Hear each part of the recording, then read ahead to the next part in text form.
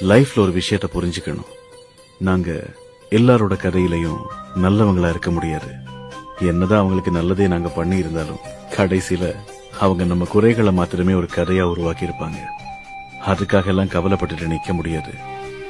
எல்லார்கிட்டையும் போய் நான் சரியானவன் தான் நியாயப்படுத்தவும் முடியாது.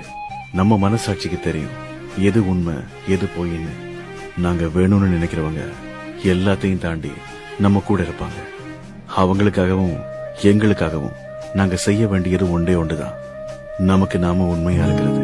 தன்னை மறந்து மண்ணில் விழுந்து இளமை மலரின் மீது கண்ணை இழந்த வண்டு தேக சுகத்தில் கவனம் காட்டு வழியில் பயணம்